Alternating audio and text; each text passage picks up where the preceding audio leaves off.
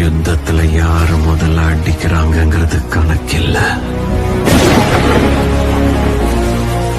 முதல்ல யாரு கீழே விழுறாங்கிறது தான் கணக்கு.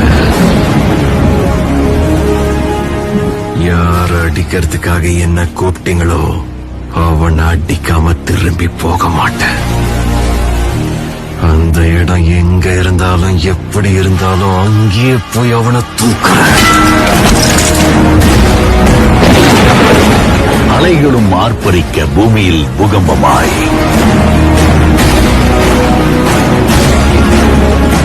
செங்கதிர் சூரியன் அஸ்தமனமாகிட இடியும் மின்னலும் அவன் வரவை பறைசாற்ற தன்னிலை மறந்து அந்த விதி கூட திணறியது. ஒரு மெசேஜ் நானும் ஓபன் பண்ணி பார்த்து 1v1 ப்ரொஃபைல உத்து பாக்குறேன். விஸ்வநாதன் ஆனந்த் சரின்னு ChatGPT போட்டு பாக்குறேன். 5 times world champion, India's first grand master, Padma Vibhushan, Arjuna award, tiger of Madras, legend. நான் யாருன்னு தெரியுமா சாரு? இவ்வளவு நேரம் ஏதோ சொல்லிட்டு இருந்தீங்களே, அப்படின்னா என்னன்னு எனக்கு தெரியாது. சரி இப்ப என்ன யாரா இருந்தாலும் பாத்துக்கலாம் அப்படின்ட்டு வீட்டுக்கு கூப்பிட்டாங்க. நானும் போயிட்டேன். மாசா ஒரு என்ட்ரிய போட்டு தெரிஞ்ச ஃபார்மேட்டை கத்துட்டு போறேன்.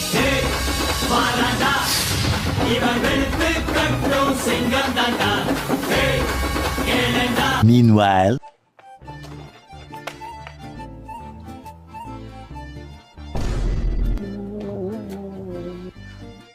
சார் சார் சொல்லு சார், இந்த செஸ் போர்ட் இருக்குல்ல சார், இதுல 4-5 மணி நேரம் ஒரே இடத்துல உட்காந்து விளையாண்டுட்டு இருக்காங்க. அதெல்லாம் நமக்கு செட் ஆகாது. சரி, அதுக்கு உங்களை பார்த்தாலே எனக்கு தெரியுது நீங்க செஸ் சூப்பரா விளையாடுங்க. கரெக்டா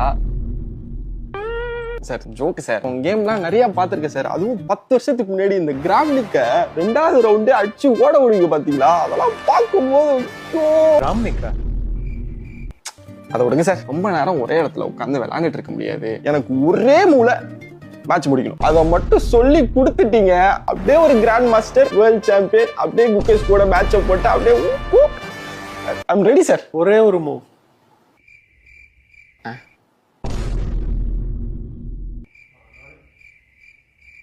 எனக்குன்னே வராங்க. அப்படி என்ன கேட்டுட்டேன், வீட்டை விட்டு துரத்துற அளவுக்கு.